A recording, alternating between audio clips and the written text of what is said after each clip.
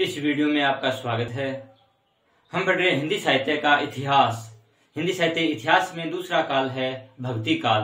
भक्ति काल में सर्वप्रथम शाखा है निर्गुण, जिसको ज्ञानाश्रयी शाखा कहा जाता है या संत काव्य। निर्गुण की ज्ञानाश्रयी शाखा है जिसको संत काव्य कहा जाता है। उस संत काव्य का हम अध्ययन कर रहे हैं। पहले वाले वीडियो में हमने प्रमुख संत कवियों के बारे में पढ़ा था। आज हम पढ़ेंगे राजस्थान के प्रमुख संत कवि। और राजस्थान के सर्वप्रथम नाम आता है राजस्थान के संत कवियों में संत पीपा। राजस्थान में भक्ति की अलख जगाने वाले ये प्रथम संत थे। तो देखिए राजस्थान में प्रमुख संत, उनका नाम आता है सर्वप्रथम संत पीपा। संत पीपा का जन्म 1482 ईस्वी में हुआ। खिंची चौहान वंश है। गागरोन झालावाड़ में इनका जन्म हुआ था। गागरोन झालावाड़ है, वहां पर खिंची चौहान वंश में इनका जन्म हुआ था। बचपन का नाम था प्रताप सिंह। संत पीपा के बचपन का नाम क्या है? प्रताप सिंह। ये राज्य का परित्याग करके रामानंद से शिक्षा ग्रहण की। अपने राज्य का परित्याग किया और संत रामानंद थे, रामानंद से दीक्षा ग्रहण की, उनके शिष्य बन गए। तो प्रश्न पूछा जाए संत पीपा के गुरु का नाम क्या था? संत रामानंद। बचपन का नाम क्या था? प्रताप सिंह। कहाँ के शासक थे? गागरोन झालावाड़। बहुत ही महत्वपूर्ण प्रश्न है ये। राजस्थान में भक्ति आंदोलन की अलख जगाने वाले ये प्रथम संत थे।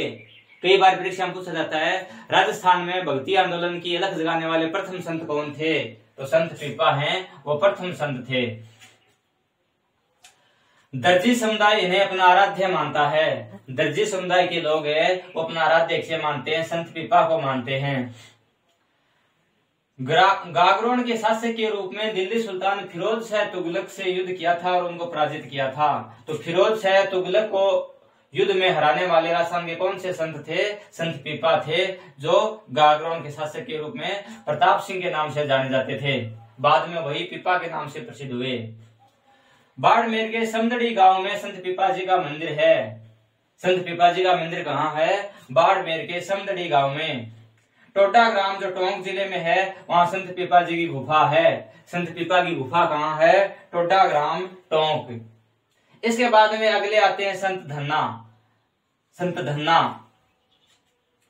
इनका जन्म 1415 ईस्वी में धुवन ग्राम टोंक में हुआ था। धुवन ग्राम टोंक में जाट परिवार में हुआ था इनका जन्म। धुवन ग्राम कहाँ है? टोंक में है। तो धुवन ग्राम में धन्ना का जन्म हुआ। ये बचपन से ही ईश्वर भक्ति में लीन रहते थे। ईश्वर भक्ति में ये बचपन से ही लीन रहते थे। ये संत रामानंद से दीक्षा लेकर धर्मोपदेश एवं भागवत भक्ति का प्रचार करने लगे। तो इनके गुरु का नाम भी रामानंद था।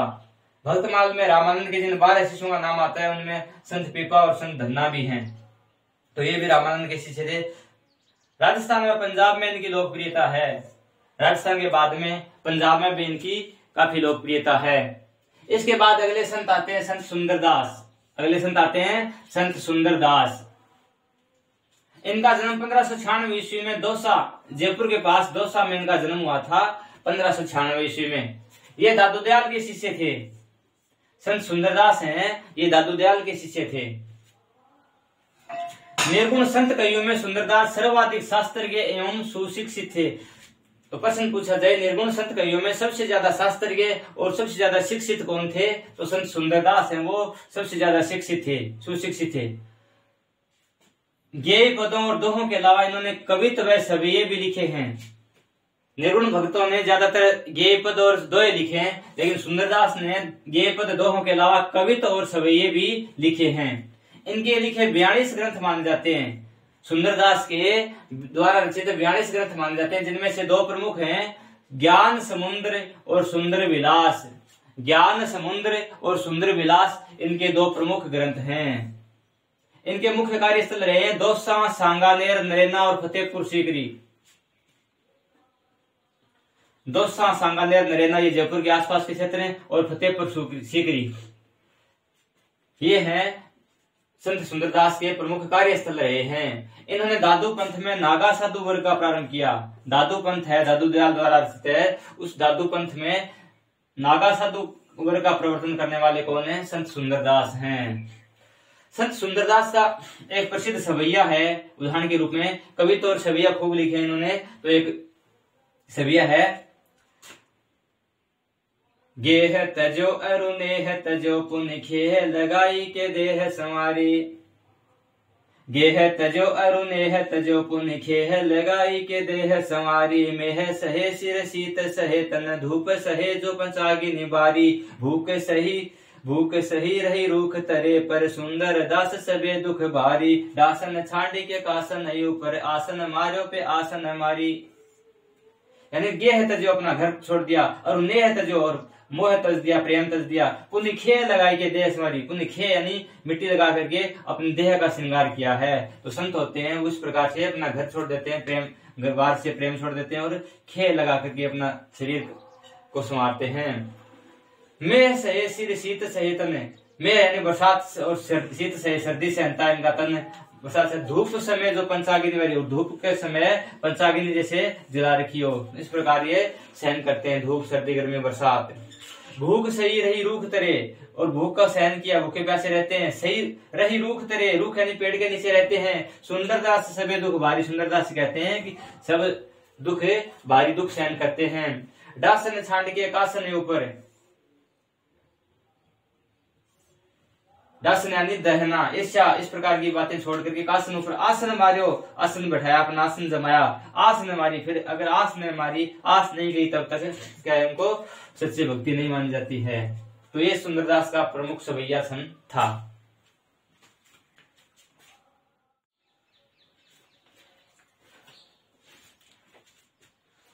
राजस्थान के प्रमुख संत कवियों में अगला नाम आता है संत रजब। संत रजब, संत रजब दादू दयाल के शिष्य थे। संत रजब हैं, ये दादू दयाल के शिष्य थे।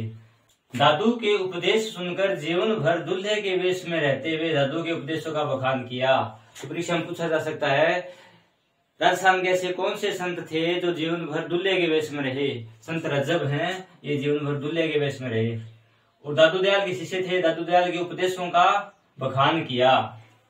इनके प्रमुख ग्रंथ है रजब वाणी और सर्वंगी। रजब वाणी और सर्वंगी हैं वो रजब के प्रमुख ग्रंथ हैं। रजब ने प्रेम रस को विशेष स्थान दिया है। उनका एक प्रसिद्ध दोहा है जिसमें प्रेम रस को विशेष स्थान दिया है। सबसे निर्मल प्रेम रस पल पल पोसे प्राण। जन रजब छा क्या रहे साधु संत सुजान। रजब जी साधु संत सुजान। तो सबसे निर्मल प्रेम रस पल पल पोसे प्राण। जन रजब छा क्या रहे साधु संत सुजान। तो प्रेम रस को विशेष महत्व दिया है संत रजब ने। इसके बाद में नाम आता है संत जम्बनाथ जी, जिसको जाम्बो जी भी कहा जाता है। संत जम्बनाथ जी या जाम्बो जी।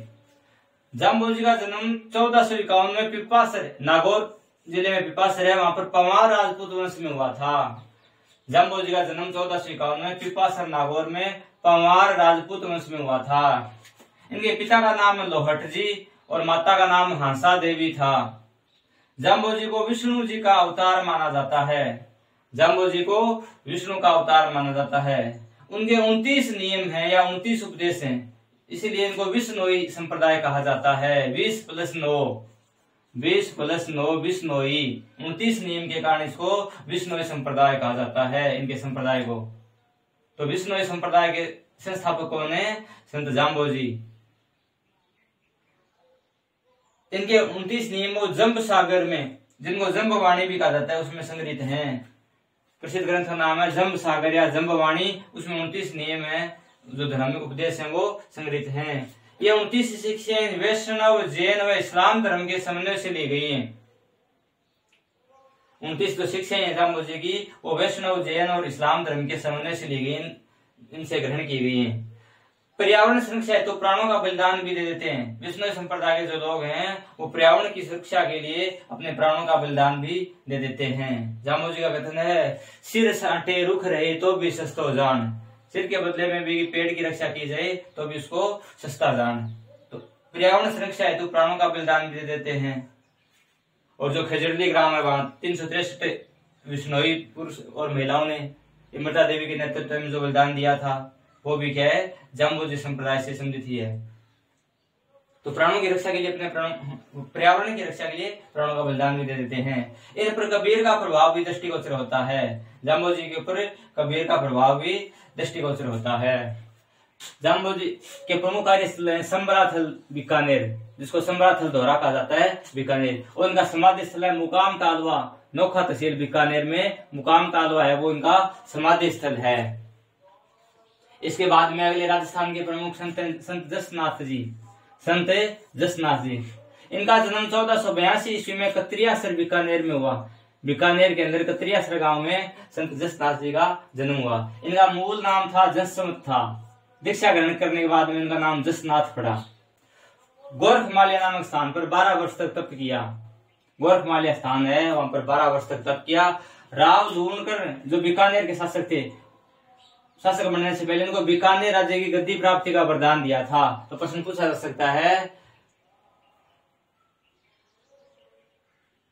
राव लूणकर को बीकानेर राज्य प्राप्ति का वरदान किसने दिया था? तो संत जसनाथ जी ने। 1506 ईस्वी में 24 वर्ष की अवस्था में कत्रियासर में जीवित समाधि ले ली। जब ये 24 वर्ष के थे तब इन्होंने कत्रियासर में जीवित समाधि ले ली। जसनाथी संप्रदाय के 36 धर्म या नियम हैं, 36 धार्मिक नियम हैं जसनाथी संप्रदाय के। इनके उपदेशों का संग्रह सिंबुधड़ा व कोडो ग्रंथों में मिलता है। सिंबुधड़ा और कोडो ग्रंथों में इनके उपदेशों का संग्रह मिलता है। रात्रि जागरण में अग्नि नृत्य इनका प्रसिद्ध है। अग्नि नृत्य किस संप्रदाय में किया जाता है? जसनाथी संप्रदाय में किया जाता है। कितने नियम है? 36 नियम हैं। सिकंदर लोधी जसनाथी संप्रदाय से विशेष प्रभावित था। तो सिकंदर लोधी किस संप्रदाय से प्रभावित था? जसनाथी संप्रदाय से विशेष प्रभावित था। मोर पंख व जाल वृक्ष को पवित्र मानते हैं। जसनाथी संप्रदाय में मोर के पंख और जाल के पेड़ को पवित्र माना जाता है। बीकानेर राज्य ने अपने झंडे में जाल वृक्ष को प्रतीक के रूप में अपनाया। बीकानेर राज्य है, उनके झंडे में जाल का पेड़ यानी जाल का वृक्ष है वो प्रतीक के रूप में था। गोरख छंदो जसनाथ जी की महत्वपूर्ण रचना है। एक अन्य महत्वपूर्ण रचना है इनकी गोरख छंदो। तो ये थे संत जसनाथ जी।